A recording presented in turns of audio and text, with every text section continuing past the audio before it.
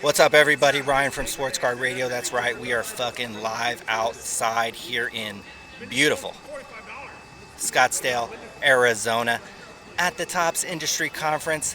We got a whole gang of people about to come onto this podcast, but the man of the hour, first and foremost, Dan from Mojobreak.com. Dan, before we get into the card stuff, I watched you hit about 150 balls at Topgolf today. Let me tell you one thing. I don't know if there's a man in the country that can hit a 5-iron and a 7-iron at Topgolf finer than you can. Can you tell, before we get into the card shit, can you tell everybody the key to your Topgolf mid-range iron game? So let me tell you one thing, and first off, before I start doing this, I am absolutely stoked.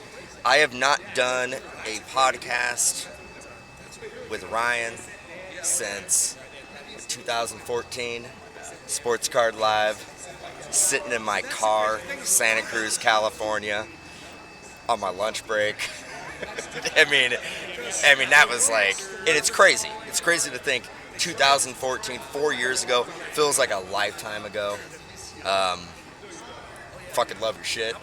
Like, it's just straight up.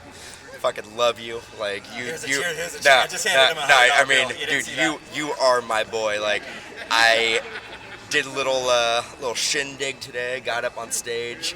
Before I get into my 5-iron play, Okay. I'm gonna talk about, we're at the Tops conference, doing a little bit of that, and went up there, and I do group breaking. What I do is I converse with people. I see screen names. An introvert. It's kind of the way this whole industry is. I mean, let's face it. Let's fucking not sugarcoat it over here. We're all fucking introverts. We fucking collect baseball cards. So, but I'm sitting on stage and I'm talking to Doug, and Doug will probably be on here. And I'm just like, what the fuck am I doing here? Like, this is like... But I had to give Ryan a shout out. Indirectly, without even trying. Hope my check clears that I sent you. Seriously though, without even trying, I think you made group breaking. I think you did. Explain that. Please, go on. Go on, Dan. Seriously. Dan, go on, please. Dude, started 2010. Correct. Googled it. I'm all, got a resale license. I knew how to do that. I had been doing the music industry for a long time, so I understood how to get like a California resale license. Pretty easy. I mean, it's pretty straightforward. They want your money. So like they're gonna basically point you in the right direction. They want to get you in that system. But how do you get wholesale? How do you find a how do you buy wholesale? How do you do it? There ain't you Google shit. You Google that, it ain't gonna fucking come up. But there was one website that I found. There was one website. I literally Google searched wholesale distributor for sports cards. Sports Card Radio comes up. I signed up with All Sports Marketing. I think I found Southern Hobby. And GTS was actually San Jose, where we're from. And they were like, they didn't even want to party with us. Didn't even matter. Like, we were small potatoes, dude. Like, dude, it was a Strasbourg mania. Like, right. I mean, they were getting calls every day. Like, hey, I got a wholesale license. Can you give me some Bowman Chrome? Nah, fuck you. This is what was going down. But with your help and guidance, we were able to, find a distributor. We took $486. That's all, and I work in retail. It's like it's fucking big money back then. Oh yeah, Dude, $486, buy Series 1, right. Do a group break, started on eBay, and fucking shit grew to I think we did about $5 million last year. So you said you did $5 million in sales last year, and that's just all group breaks, right? Group breaks. Oh my God! So how do you guys do that? How do you go from $486 to $5 million in less than 10 years? I mean, so basically, for the first 4 years, what we did is we didn't take a draw. We didn't take any money. Okay. We basically invested all the money back into it. Reinvested. Reinvested. So you guys had other jobs. And we had, like I said, I was in the music industry for a long time. Doug was, slanging carpet. Right. We had our day jobs, and I think around 2015, 2013, Doug decided that he was going to quit his job and do group breaking full time. I stayed and worked my job in retail management for, another 3 years, because I was like, you know what, is this really what we do for a living? And again, we were doing 3 to 4 breaks a month. Right. It was about the same amount of money I was doing, playing a gig at a cover band, like making like, $150 a night or something like that. So I was like, I can't sustain a living doing this, so I'm not going to quit my day job. But Doug did. So I was like, cool, man. I'm like, more power to you. I'm like, you're putting in more work. I'm like, you can get some more money. I'm like, if we can fucking make it a thing, then I'll jump on board. And then you fast forward to now, and it's like, you gotta fucking pinch me. Fucking, is this fucking really happening? Like, I mean, I've done businesses that were not successful. I opened up a music store after Mojobreak and closed that shit. Retail's tough, man. Like, I want people to know, like, retail, with the whole e-commerce thing, and you got to have an internet presence.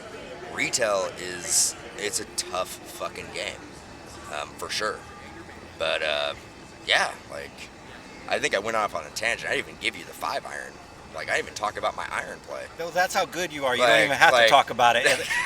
Your talent at Topgolf. Guys, first of all, let me talk about this. Motherfucker took.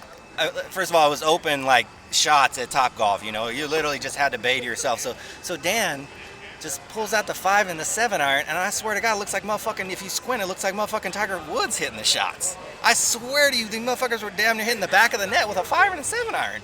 I swear to you, and of course I never played golf in my life and all this kind of bullshit. So I mean, if you're as good at breaking as you are hitting the 5 and the 7-iron at Topgolf, I'm not surprised you do $5 million a year, and you've risen from a $400 top Series 1 case of $5 million in 10 years. That's pretty good. It's fucking, dude. It's crazy though. Like, it is. Yeah, And the thing is that, like, you've been there since the beginning, and like, we've been very transparent with you. Like, I mean, literally, you are one of my closest friends in this industry. Like, I love your shit. Like, for lack of a better word, like, I love what you do. You don't sugarcoat it. Actually, you were one of the first guys I met, and you actually showed me that you could be in this industry and not kiss everybody's ass. You can speak your mind, and Still make money. they're few and far between. Like, Yeah. you are a guy. You don't slap people's asses. You don't give a fuck. Like, and I appreciate that. And you need more of that shit. You need more people to be real and just speak it how it is.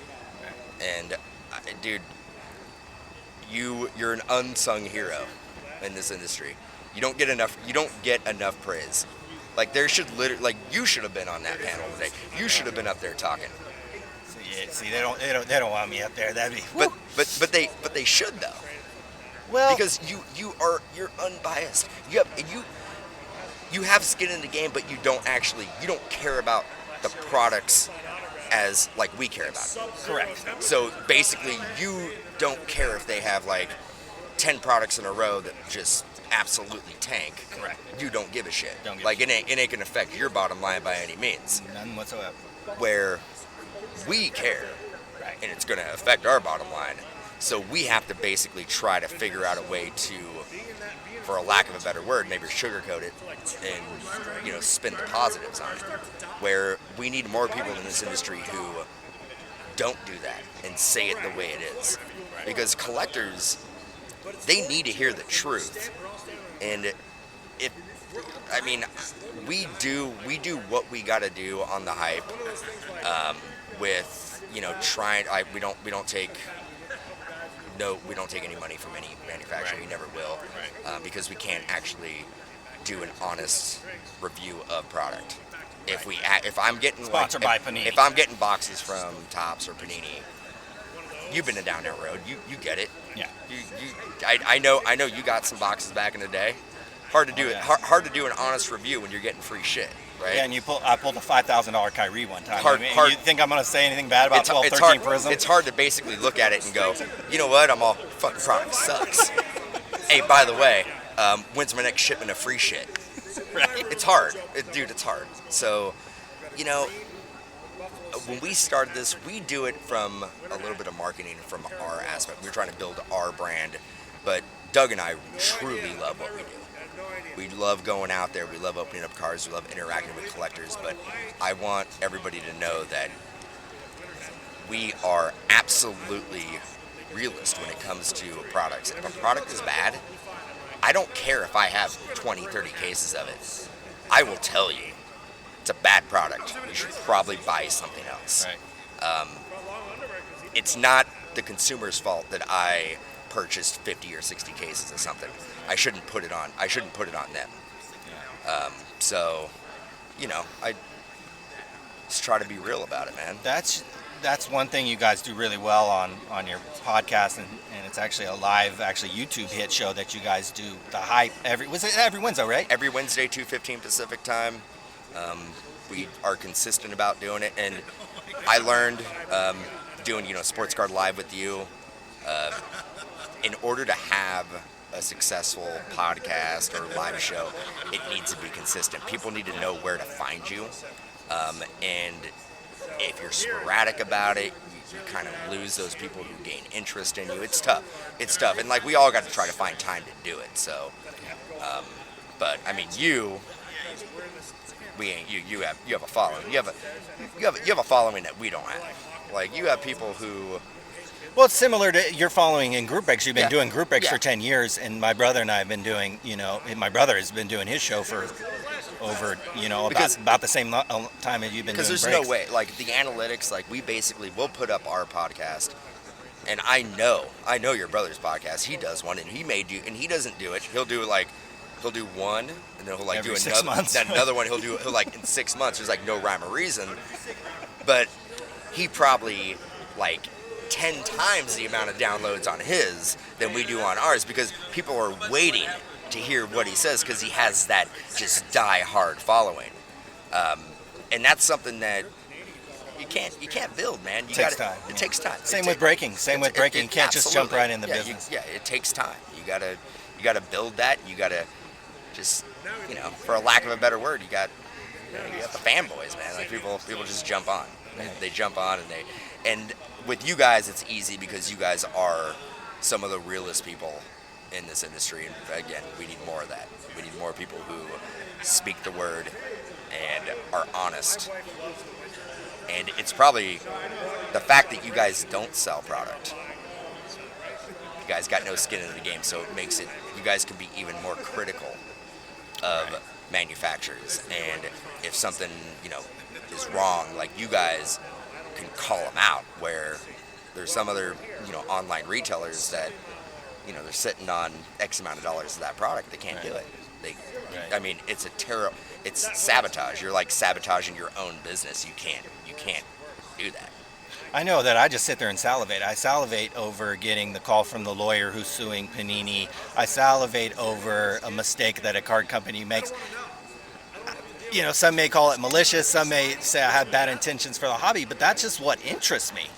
The products don't interest me. Opening packs doesn't interest me.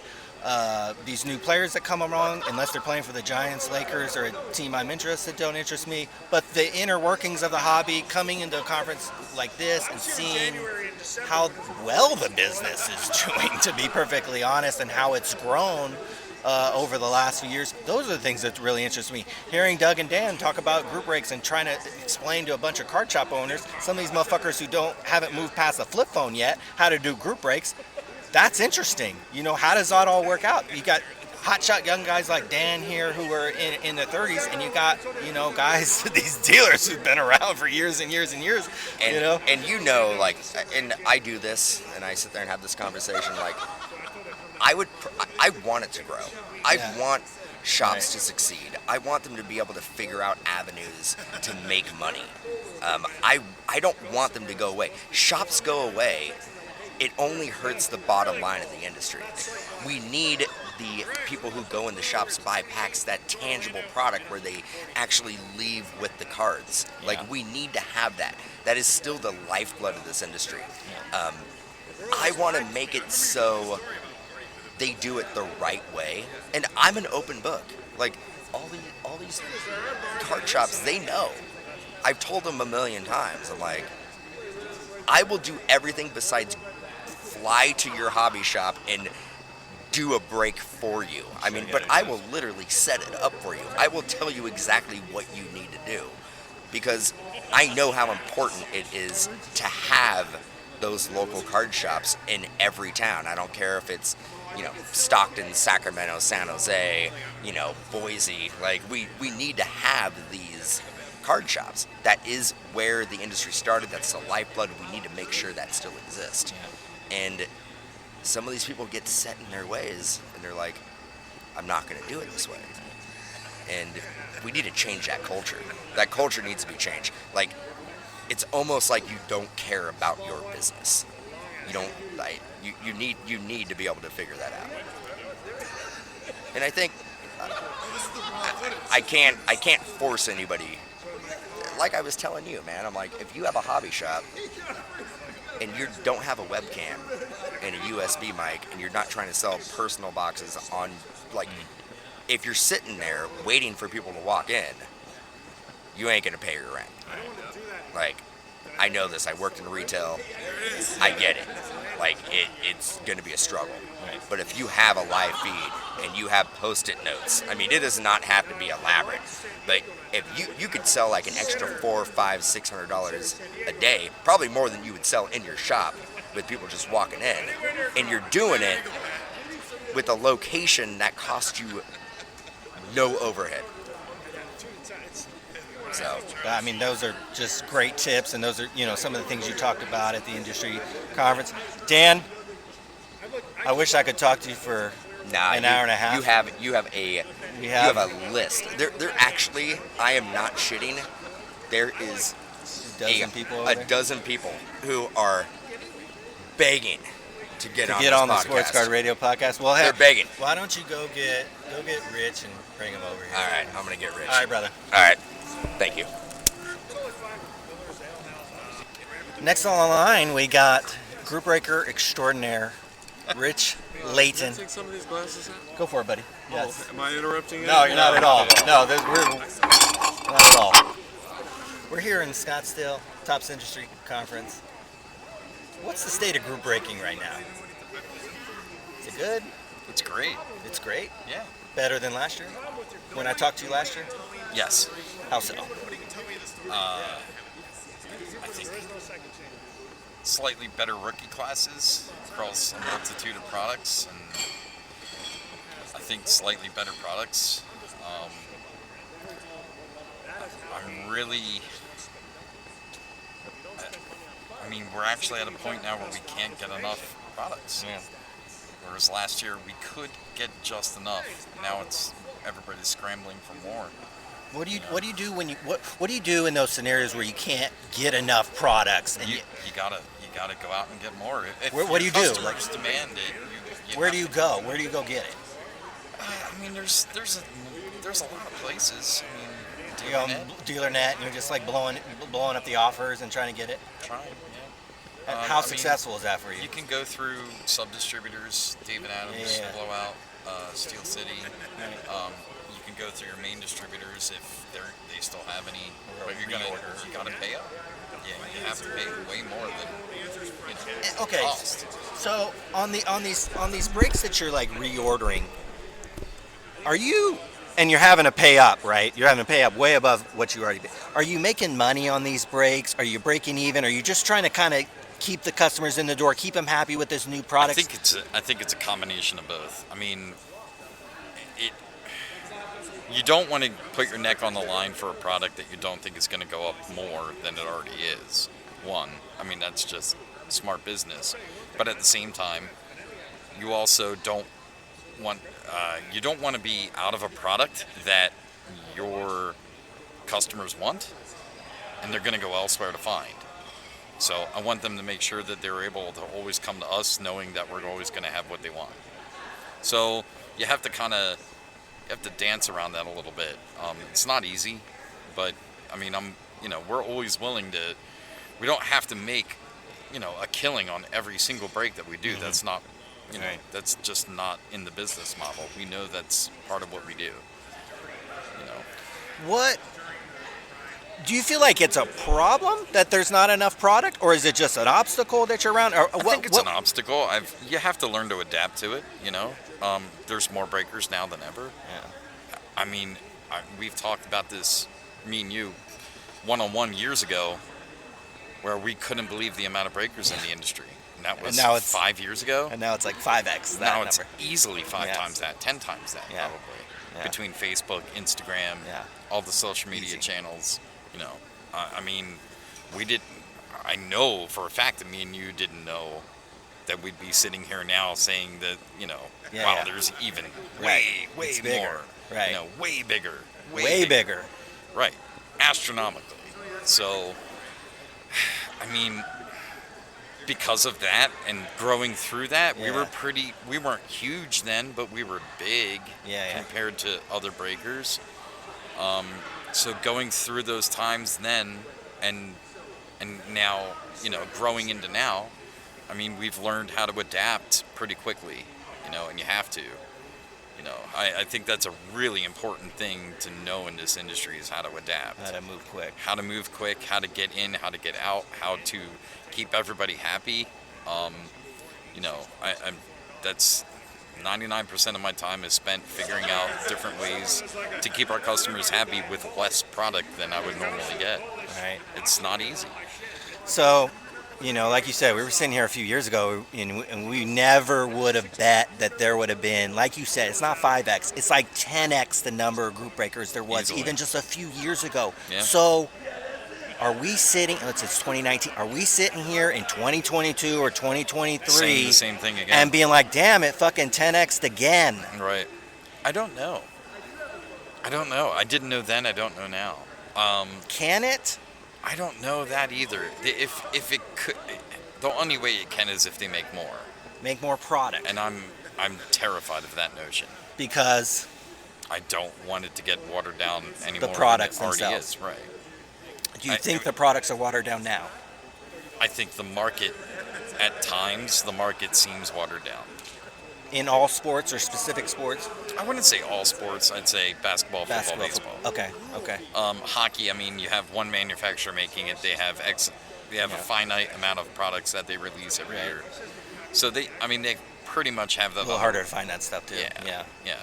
So I mean, they're happy collectors too. Hockey Yeah. collectors are Oh, happy yeah. collectors. Right.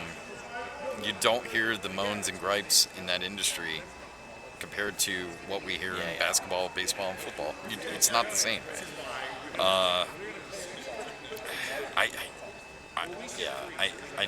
I see like singles of certain players.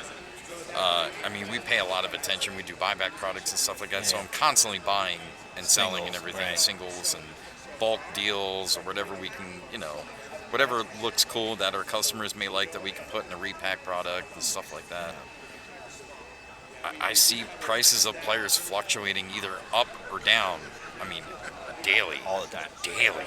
Hourly, even sometimes. Seeing a card end at $1,000 and it's $800 later on that day, and then the next day it's $600, and then a week later the guy throws 3 touchdowns or whatever, and Right, it's back up. $1,500. It's unbelievable. Yeah. It's day trading. Yeah. It's literally day trading. Even more volatile at times, than day Right. trading. Even more volatile. Yeah. Who knows? The guy could. And the twist his products, ear, hit his girlfriend. what's funny is that the products don't actually necessarily follow that trend. Typically, I remember when I first started breaking, the biggest card in a product would get pulled. Product would nosedive. It doesn't do that anymore. It actually goes up. Why do you think that? I don't know. It's very weird. They see the biggest card in a product get pulled, and maybe it's just supply and demand, maybe it's product manipulation. I don't know what it is, but oh well, that product's dead now. Biggest card was pulled. Optic basketball, first off the line, right? Right. Luka Doncic, Right, gold right. vinyl auto. Right. I It's remember pulled that. Yeah. before Hobby even gets released, right? Right. Okay. Optic basketballs retailing for what, $130 a box right now, which is well above Yeah. cost. Yeah. Explain that. Right. It's insane. Yeah.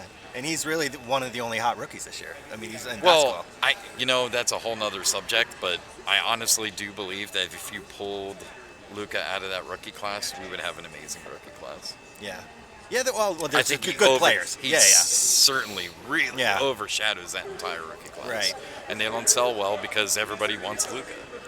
Right. Everybody's trained and focused on him and not looking at all the other good players that are. Trae Young? Trae Young's a good player. I like him actually a lot. You can get his stuff for what he could be. Yeah. You can get his stuff pretty cheap. Really? Yeah. I like him. Pretty cheap. I mean, it's not super cheap. It's not, Yeah. But Gary it's not Trent Luka. Jr. cheap, but Right. it's not, he's not going for a quarter of what Luka is. Oh, wow. It's crazy. That's crazy. It is. There's a giant rookie class behind Luka, and nobody even knows. What sport do you make the most money on? Profit? Yeah, or just better sales, or just what's your best sport? If you live in terms of breaking? Yeah, if you just live and die. If you could, if I forced you, Rich, you had to exclusively break one product one sport the rest of your life to earn your living. What sport is it? Baseball? Yep. Yeah. Yeah. It's more year round Yeah. than the basketball and football. Okay. Basketball is hot for 6 to 8 months a year. Yes. Football's hot for 6 months, maybe 7. I can break baseball day and night 12 months a year. All the time. Yep. I don't know if that's because of my customers or if I it's see. because of the sport. Okay. But from my perspective, I know if we have baseball, it's going to sell and we're going to break it. And we have a great following for it. We always have. That's what I started with. It was my baby in the beginning, Right. I didn't get into the football and basketball Till much later. I did nothing but baseball for the first year, at least year, maybe 2 years. And I started to branch off. We'll try some football, and we, slowly but surely came along, and now we do everything. Even wrestling. We'd even do wrestling. Wow. Yeah, why not? Why not? It's fun. Transcendent wrestling. There's tons of wrestling fans, and that's a super crossover. It's so fun. I mean, yeah. It's so fun, and I'm a fanboy. So it's even fun to it's, open. It's so fun to get open. Sting and Vince McMahon. You're like, oh shit. Transcendent Wrestling was one of the most fun. That's some of the most fun I've ever had opening a product. Are you going to go to the Transcendent Wrestling Party? Have you thought about that? So. It's so hard for us that time of year. Yeah. That's a really busy time of year Yeah. for us. We don't have a ton of employees to kind of Right. pick up the slack when I'm not around. Like Brad and Matt are tearing it up right now Right. At the shop. I had to fly Matt in from Missouri for this week so we could be Right. here for the conference. So we can't just, Right, I pick up. can't just Matt. Oh, Right. come on, every other week, leaving his family behind. I can't do that to the Right. guy. I mean, he's awesome. He probably would do it if I asked Right. him, but I would not do that to him. Right. And so, it all depends. We'll have to see how things are at the shop. If Brad's okay and if Matt's okay, and if we can have cover for everything, then yeah, I'd love to go. I've never been to WrestleMania. Yeah, because you get a ticket too, huh? You get a ticket You get and a the decent ticket, the And the party. party. Yeah, and which I mean, as well as Yeah. I do that Tops can put on a pretty good event. Oh man. I need to buy into a break and get a spot. Get yourself a cheap WrestleMania ticket. I know. The tickets that are in that product are good tickets, They're yeah. floor seats behind the announcer's table. I mean, They have I think the ticket face value, just the Like a ticket, rack is or two, $1,000. And then I believe, from what I heard, they're going for anywhere for $3,000 and up wow. on StubHub for those seats. Wow. And then I think on eBay they're going for even more than that because it's combined with the party thing. Wow. Yeah, thousands, many That's, thousands. might be a destination here. You can turn a depending on the breaker you buy into, $230 Into into a few grand. yeah, for trip doing to nothing. WrestleMania. For doing nothing, just for buying in and having fun. And Happens all the time too. That's the thing. It's not a joke. This happens all this the time. happens all the time. All the time. Not just with spots, with big cards and. It was pretty cool going to the trout party this year because we were responsible for 10 people in that party. That was a pretty cool moment for me. I look around the room, and I see 3 of my customers over there. Yeah. I see 3 different customers at another table that are also customers of ours, and then the 4 people at my table, myself, Sarah, and a couple others that we also brought with us are also there because of our brands. And there's probably, with all the wristbands that Fish had, I don't know, there's probably only about 60 some odd people there, you know what I mean? Yeah. So, 6 of the people were there 'Cause, yeah. due to our breaks. Right. So that was pretty cool. That was pretty a bit of a surreal moment. Yeah. Yeah. That is really cool. I'm so thankful for moments like that. You know what I mean? Like, I look around the room, I'm like, holy crap, man. Yeah, because you don't get that. You're doing breaks. You're sending out packages. You don't Right. get a lot You of don't personal get the time. face-to-face. Right, face-to-face personal time. No, you don't. But then they come up to you, and I'm walking through the party and everything, grab a drink or whatever, and they walk up and they thank me. And they're truly, truly thankful. Right. Like, you can see it in their eyes, and they're shaking my hand like, you guys are the best, and you're this, and you're that. I can't thank you enough. I'm having the time of my life. I can't believe I got to meet my trout. And I don't care how many more late nights I have to put in, Makes it all worth it. makes it all worth it. Yeah. Just that moment, Wow. It's pretty wild. That's pretty sweet. Rich, we have you on for 15 minutes. We got a few people. Who should we bring over? You think we should do the distributor? Should we do Karvin? Should we do Doug? You Who gotta should we get Adam over here bring? The shop owner. from DA in the white hat. He's over there too? Yeah. Oh, see, I didn't. Oh, wow. Wow, we got all kind of people over yeah, here. we got some big wigs over there, man. Wow. Well, let's start with bring Karvin over here, and then we'll do Karvin only want to do 10 minutes, and then we'll bring Dave over here. Holy shit, we got everybody over here. Yeah. All right, brother. They're all waiting in line for. Guys, we're back, and I have a very, very special guest with us. Basically the card father of exquisite basketball. Invented. If you love high-end basketball product, basically if you love high-end anything, I've got the man who essentially built those products way back in the day. We're going back to 02, 03 for these products. But Karvin has also worked at Upper Deck, has worked at Panini, and he's currently, what did you say your role at GTS distribution is now? Director of Business Development. Director of Business Development. But before we get into a little bit on the distributor side, can you talk about when you started Exquisite, your thought process, and kind of that whole thing at Upper Deck back then? Well, obviously, I started at Upper Deck at 01, June 01. And starting in 02, we all knew about the LeBron rookie class. And ever since he was on the front cover of Sports Illustrated as the chosen one.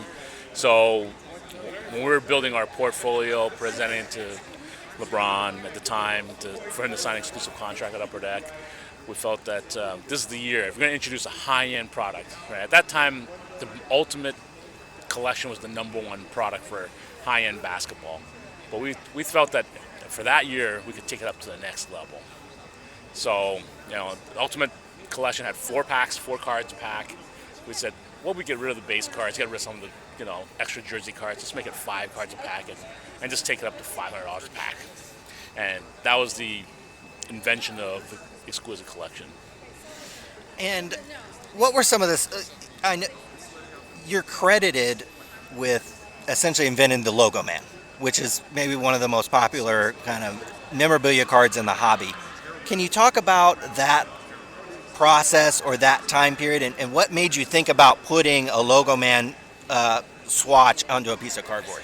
Well, in 0203, we put in our first Logo Man, and it was kind of like the NBA logo was kind of taboo, and we didn't really want to approach it with the NBA, say, hey, is it possible to feature the NBA? And after about probably 6 months, the NBA said, yeah, we can feature the NBA logo as long as you just don't present it in half format. We want it in full NBA logo format. And at that time, in 0203, I believe the first Logo Man ever came to form in Upper Deck Series 2. I believe there was a Jordan, a Kobe, and Jay Williams. I could be corrected, but I believe those are the 3 that we produced in that year. And they're really tough to get, obviously, in Upper Deck Series 2 basketball. Do you have any other stories? You worked at Upper Deck for so long, and that was kind of almost the heyday of Upper Deck, and just so many great sets and cards coming out of that time period, and the hobby itself just exploded during that time period. What was it like working for kind of a company and a brand that kind of was at the forefront of leading a category to kind of new heights? Well, I was always a card collector when I was a young child. Till about probably like grade 6, and you kind of got shamed for collecting cards back in my age, right? And then I was like, man, I love hockey cards. And at that time, and being in Canada, because I'm from Toronto, collected hockey cards. We didn't have access. We had hockey cards and baseball cards, but no basketball cards because that wasn't really around, and no football cards because we had no Canadian team. But at the time, I was like, man, I can't collect trading cards anymore. Kind of like a childish thing, right? Well, when I was in university, in '89 came about, and Upper Deck was the first card. Obviously, the double photos on each side, the holograms. I was like, man, this is great. And I built my business from retelling trading cards at that time. It got to a point where in the '90s, I was like, man, we're going down to refractors now, because finance came out with refractors and embossed, die cut, gold refractors 101. No autographs yet, but I was like, where do we go from here, right? And I was like, man, I'd love to be able to. Let's take, I was always kind of like a little bit overweight, short. I'm not athletic, right? Played a little bit of basketball. I could play hockey, but then I was like, man, my dream job is to work for a company like Upper Deck, just to develop trading cards and bring something that I'd want to collect, right? So that was my something kind of like a dream job, right? And obviously, I didn't work for distribution in Canada. At a company called Grosvenor for a couple of years, and lo and behold, I got an opportunity to move down to California, Upper Deck. I was ever since the age of 10. I was like, man, I love to live in California. It was like mystique, coming from the north and like snow in California, it's Disneyland, Hollywood. I was like, man, that's it. I'm going down. I don't care. I'm gonna go down to go down to California and work for Upper Deck, and that was like a dream job for me. And I'm sure it's also a dream job for a lot of people, believe it or not. But it was all because of that '89 Upper Deck when I first opened those blue foil packs and the hologram and all that, and that was just spurred me, all kinds of ideas. And who would have thought that I'd be able to live out my dream at that time? Yeah, I mean, you've built this incredibly successful and long career. Do you have any stories with hanging out with some of these athletes, maybe at a rookie premiere or at a signing session with Upper Deck or Panini, that maybe could give some insight into what it's like to maybe work at these card companies? I can go to my first ever event, and I worked primarily in 10 years at Upper Deck, and also worked in Panini on primarily hockey and basketball. But my first event ever was actually, I joined the company in 2001. And in 2002, I attended my first ever NFL rookie photo shoot. And I remember, I was kind of shy, embarrassed, right? And one of the guys who still plays in the league, I think this past year, was Julius Peppers, right? Okay. So they were like, oh yeah, well, about the whole, photo shoot worn jerseys. I'm like, okay, I didn't really know too much about that because I got those cards in the packs, and I was like, okay, well, here's a bunch of jerseys. You got to ask Julius Peppers to take off his jersey and wear these jerseys. And I'm like, you want me to do what? There's Julius Peppers, #1 pick, Carolina. The guy's huge, cut like a rock. And I was like, you want me to ask that guy who's 6'6", with a cut body and everything? I was like, and I said, hey, Julius, come on over, man. I got you wear these jerseys. And he's like, what do you want me to do? I'm like, well, I need you, you have their jersey for the photo shoot, right? I need you to take that off completely, right? So he's taking it off. He's just wearing his gear. And I was like, I'm sorry, man. I got to make you take on all these jerseys and put them on one at a time. Take them off again, put on the next one. And he was like, do I have to pull them all the way out? Dude, you need to pull them all the way down. You got these collectors that want to buy your cards, and you gotta have some body contact, maybe get some sweat, get some grass on it. It'd be awesome to have that grass stain on it. Even though it's photo shoot, but it's a little bit more authentic, right? Because obviously, at that time when I went to that photo shoot, I still have that collector mentality in me, right? And you know what? And at that time, being that 6'6", and everyone else didn't want to do Julius Peppers, right? They all wanted Carson Palmer. They wanted, I think there was Roy Williams there. They had all these other players that smaller. I got Julius Peppers, and I was like, you know what, Julius, just do this, understand the collectors. And guess what? He was a gentle giant. He was one of the best athletes I ever, dealt with. And he did everything as expected. And even though he had that tight jersey on, he took it off. Even took off his pads, put on the jersey, pulled it all the way down. And I was like, man, if every athlete was like him, this is a cinch, man. It's an easy job. Right. Obviously, they weren't. I got other stories that athletes weren't like that. But Julius Peppers was like one of a kind for me because he was my first ever athlete. I asked him to do that. I mean, I've done others, right? I mean, I got working basketball. I mean, Carmelo, right? D Wade. I got all these other players that done, and they've done a good job too in putting on jerseys. But it's always, I was like a photo shoot virgin at that time, and I broke my virginity with Julius Peppers. I shouldn't say that. We'll edit that part. But he was just a great guy, and it's when I watch him play right now, I still remember that day when I met him, as a 21-year-old, 22-year-old, just joining the league and being the number 1 pick overall, and I got a chance to interact with him. It was just great. Man, that's crazy. So tell me what you do. I'm kind of familiar with what you did at Upper Deck and even there at Panini, but what do you do now at GTS Distribution? Well, GTS, after Panini, they're based in Dallas, and I really wanted to move back to the left coast, as they call it, back to San Diego. And if there's an opportunity in Toronto, I'd probably maybe move back to Toronto. It was just an opportunity to, as we call it, business development. It's a very wide array of opportunities. One of the things that they're a great company. They put a lot of talent around them, and they saw an opportunity for me to do a few things. Like one, I have a good hockey background. GTS primarily is a West Coast company, so they wanted someone to have a much more knowledgeable hockey base and try to, promote hockey within the United States to our customers. And to some extent, I would say that we've been successful in doing that. Second of all, there was this whole new platform with online breakers, and online breakers.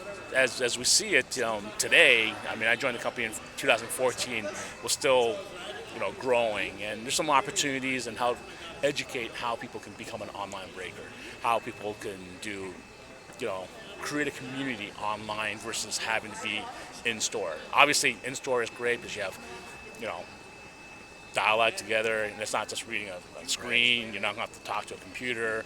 It's always great to have that, but being also an online breaker, you can interact with people thousands of miles away. And as we grow in the technology age, online communities, PvP sports, you got MMOG, you got League of Legends now, esports, and it's all online. It's not guys fighting, playing games inside a store and inside a house. They're all playing online, and I think we got to, as a business, you got to adapt to what the trends are coming down the pipeline, and that was one of the areas for GTS to look at and see, well, how can we grow our business in those areas, right? And also, we were also at that time international expansion with my, I speak Portuguese, Brazilian Portuguese. I speak, obviously I'm Chinese background. I speak Cantonese. I speak Mandarin. Wow. So, there's a couple of things where I can reach out and I understand the cultures, and hopefully we can grow those areas as well. Wow. And we're working on all 3 areas as we talk. But I mean, I think in the 4 years or 4.5 years I joined, online sales have skyrocketed, online breakers. And I'm not saying we're abandoning brick and mortars. I love brick and mortars. Right. I love the store interaction stores. I used to have a store, but also I also want to reach out to those brick and mortars and say, hey, you know what, guys, look at the opportunities here. 10 years ago, everyone said eBay was a threat. Now everyone utilizes eBay. Everyone has their own websites. So you got to adapt, right? And develop your own niche in terms of the online aspect, whether it's breaking, whether it's sales, whether it's retail sales, whether it's just even being there as a blog or doing podcasts, right, and interacting with your customers. Right. And those are really important because this day and age, content is just not going into a store and getting discussions and having discussions with people. Content is on the internet, podcasts, blogs, right, websites, and look at ESPN. Look what they're doing right now. Whether it's videos, it's ESPN before was the Insider. Now they're doing Plus, they're doing Special, 30s for 30s. Everyone's starving for content. And you know what? As a business, you got to start delivering content. Mm-hmm. So last question before we wrap up here. What do you think, or do you have a sense of what percentage is breaking now? Because I've been following the industry real closely for about 10 years now, and I've kind of seen group breaking start from nothing to what it is today. Do you have a percentage between physical stores and group breaking, what the breakdown is? I don't really have a percentage. I mean, we can see today in terms of products, there's more products catering to group breaking, and there's also products that are catering to the set collectors, like Topps One, Heritage with the variations, Allen and Ginter, the uniqueness. We all know that group breaking is more about the impact of showing a card right now, and then of course, how much work is necessary afterwards, right? We're also seeing how collectors are gravitating towards products like, Bowman, Contenders, Upper Deck One, because they realize that there's a lot of value in certain cards, like the rookie cards. So the whole industry is there's multiple trends happening. I would say, it's breaking now in terms of overall dollars. It's probably reaching, at the time when I joined the company, I would say it's about 25%. It's probably growing towards like 50, even higher, a little bit higher than 50% breaking. Wow. Yeah, okay. Yeah. So I mean, online sales and breaking. I can't say. Okay. Yeah, okay. I want to say online business. Okay. Right. Yeah. So and that's why I plead with everyone. Hey, you got to build your websites. Right. Whether it's WordPress and building your websites and having the ability to have more eyes see. And the one thing that I always stress is what I call passive income. Like, if you're in a store and you're opening, it's called active income, right? You got to be there to make the sale, right? Right. But passive income, you can be showering, you can have dinner, you can be sleeping, right? And you're generating sales, right? Right. So that's what, like what Amazon does. That's what all the .com does. Is that all that money is coming in while no one's working, right? And then as soon as you get in, you got all these orders and you ship them out. And I think that's important because especially at our day and age, and there is a lot of people about my age, what's really important is our time management. And if you can make money, enjoy life while you're making money, that's the most important thing. Because, at our age, we got to spend time with family. You got to do what's going to make you happy, right? We've grown the business for so many years, and now it's take some time off. But while you're taking your time off, you got to make some income at that time, and that's really important. And I think a lot of the millennials, a lot of the younger people, they get it. We, a little bit older, we don't want to change too much, but it really needs to adapt to that and make sure that we hit that passive income. Karvin, thank you. Maybe we'll catch up some other time and talk about old Upper Deck stories. Sure, anytime. I have all kinds of stories, and we can discuss more at a later date. Hey. Book that. We're going to book that as a promise. So. Okay, no problem. Thank you, buddy. Okay, thank you, Ryan. Next up, we got Erik from Hall of Fame Baseball Cards in beautiful Arcadia, California. Erik, before we get into, you had this riveting presentation at the Topps Industry Conference today where they talked all about kind of your social strategy and doing all kind of different ad campaigns. Before we get into that, tell everybody on Sports Card Radio how long you guys have been in business, where you guys are at, and a little bit maybe about your store. Yeah, man. Thanks, Ryan. My dad started our business in 1981. We are unconfirmed, but probably one of the oldest, if not the oldest, like brick and mortar family-owned business in the hobby to this day that's still around. And we're growing. We're still around. We're doing what we do. We're starting to get into the breaks and all this kind of new stuff that's happening, and having a good time doing it. Meeting guys like you and everybody else. And you are having a real good time because you were up there on the stage today, and you were talking all about your social strategies. You've got a ton of subscribers on YouTube. You got a ton of followers on Instagram.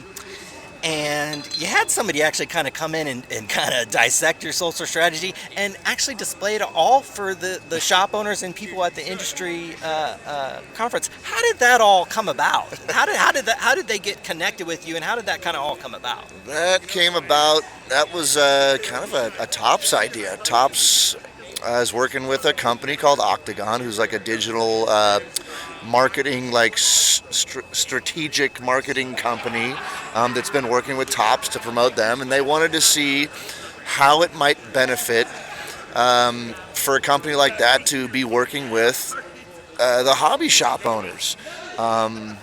and promoting businesses as like a case study, like a trial, like kind of an experiment thing. And Meredith from Octagon, I met her at the conference last year, and obviously I have a relationship with the guys at Tops, and they like what we do social media wise, and they thought we were a good place to kind of start with this kind of experiment. And so they decided to kind of sponsor this little social media thing and do some things to generate some numbers to make a little presentation this weekend at the conference. And it was a lot of fun. You know, we learned a lot from it, and I think Tops learned a lot from it. So did the Octagon people. I think so did you and everyone else in the crowd, I hope.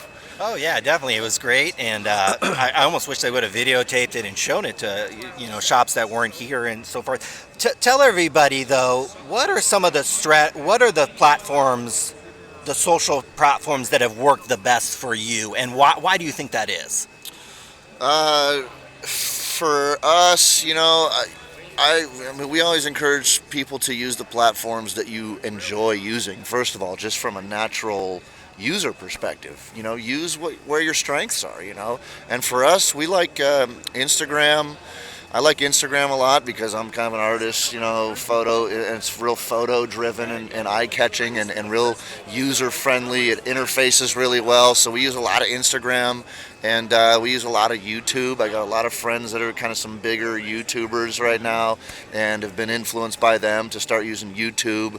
And everybody watches YouTube right now, from parents to kids, you know what I mean? So those are our two biggest platforms that we kind of focus on right now, and Facebook and Twitter, kind of a long fourth there. But Instagram and YouTube have been really helpful for us, and I think could be for anybody else. Right, yeah. And I know it's not only driven business to your online sales, but it really is a driver to bring people into your store and to show off big hits that people pull. And I know they showed a kid chewing a piece of 1987 Tops bubble gum. That was probably one of the more entertaining things we saw.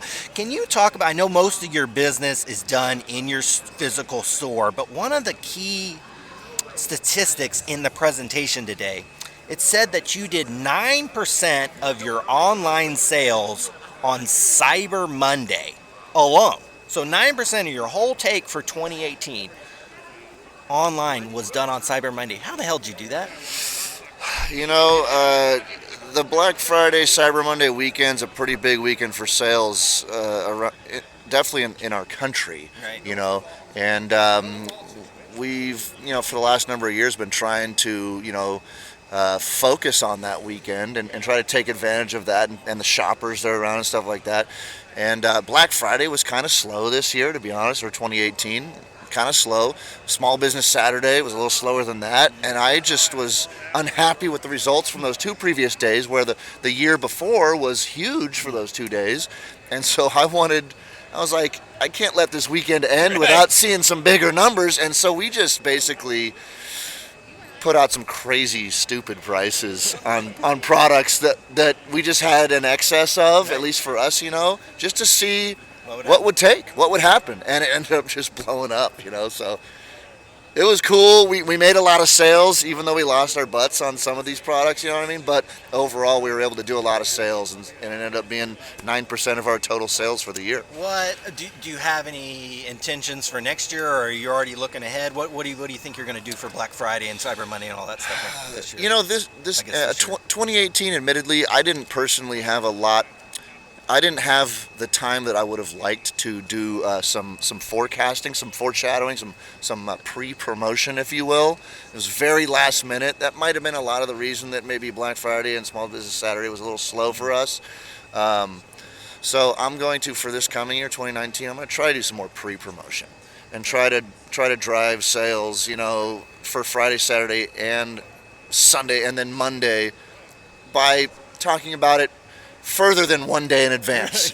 and hopefully we can move products that we don't lose our complete profit margin on, and people will still support us because we offer great deals, and we're a family business for a long time, and they know they're supporting a family business. So hopefully it'll work out a little bit better this next year, but who knows, Yeah, I guess you never know. It's always an experiment for a lot of us, you know what I mean? Just to, we're all growing small business owners, Right. Tell Erik, tell everybody again where they can find you. at your shop there. in You Arcadia. guys can find us Hall of Fame Baseball Cards, Arcadia, California. You can find us online at halloffamebaseballcards.com. Boom. Eric, thank you, brother. Thanks, Ryan, man. Happy to be here, man. Appreciate Thanks. it, buddy. Thank you. That was excellent. And we have another special guest on the Sports Card Radio line here. Adam Martin from Dave and Adam Card World. He doesn't know this, but I've spent several $1,000s over the years buying stuff from his place, not only to open personally for myself, but I've also bought stuff from his website and flipped it personally, either on Amazon, on eBay, and made money myself flipping. So thank you, Adam, for that. Well, I'm glad to help support your life. Exactly. You indirectly have helped support this podcast because there's no advertisements on this podcast. We don't make any money on this podcast, so I've got to make money somehow. So thanks for the special deals on cards. But I guess here's my main question: is you Blowout Cards, Steel City, unquestionably have the best prices on new and older wax in the hobby. How are you able to do that? I guess basically. Well, I think that I get asked this a lot. I think that in the industry, there are guys like myself and Tom Fish and from Blowout and Sean Bennett from Steel City who work with manufacturers and distributors to look for opportunities when maybe a product isn't performing very well in the marketplace and they have excess inventory. And then we go in and make offers and buy products that we can then, at a nice price, that we can then offer to our customer base. And the three of us compete all the time for merchandise like that. But as I mentioned before we started this interview, things are so strong right now on pricing-wise on unopened boxes. Those opportunities are few and far between. In fact, I told someone earlier that it's been 17 years since I've seen the market for unopened material as strong as it is right now. Wow, that's unbelievable. It's unbelievable out there right now. You just can't buy enough new product, let alone look for anything at a reduced rate. It's just not available. Before we get into the challenges that poses, when you're negotiating these deals, when there is product to be had, who are you negotiating with? Are you negotiating directly with Topps? Are you negotiating with another distributor? Who are you talking to? It can vary. I mean, sometimes there'll be a breaker will have 10 cases, something that's not working for them. So it can be all levels, really, from top to bottom. I mean, I don't want to start mentioning names, Right. but there's always when something doesn't perform well, there's product always available in different sectors of the industry. I mean, let's face it, what we are commodities brokers. A product may have a cost at $100, and they go to $200, and sometimes it can go to $80. And both myself and Blowout and Steel City, we operate within that the kind of model of if it's great, that's good, and if it's bad, well, we can probably make money as well. Is there a marketplace, a website you're going to? Do you have all these guys in a Rolodex on your speed dial? How are you talking to these guys and doing these deals? I'll say speed dial would be the optimum word to use. Now, are they calling you, or are you calling them? How does that work? I would say that over the last several years, it's outgoing. I think that it's I don't want to say, sometimes I say it's just begging, but I think that, and it's not just myself and the other online sellers, it's, distributors who are, well established, they're all out there looking for opportunities. So I would say most requests are outgoing rather than incoming. So, you mentioned we're in this just great period of great period of the hobby where Epic period of the hobby, yeah. Historically epic period of the hobby. But like you said, the deals are drying up. It's hard to find this product. What do you do in this time period? Have you experienced something like this before? What are the challenges now to your business in this time period? Well, actually, it's a lot easier in that you have these relationships with distributors and manufacturers, just like breakers do or stores do, where you have your allocations and everything you're getting is you're able to sell for a really nice markup over what you paid because the market is so strong. So it's actually a little easier. I was only half kidding when I said that when we're out there looking for deals, there is a little bit of begging to it for sure. But in this market, you're able to buy merchandise at regular price from the manufacturers or from distributors, and the margins are strong because everything is performing so well. So I think it's great. It's a lot easier. And and we all want the manufacturers to do well. Maybe you're listening and maybe you have a beef with one of the manufacturers over a redemption or something like that. But ultimately, we want all the manufacturers to be doing well so they continue to make good products.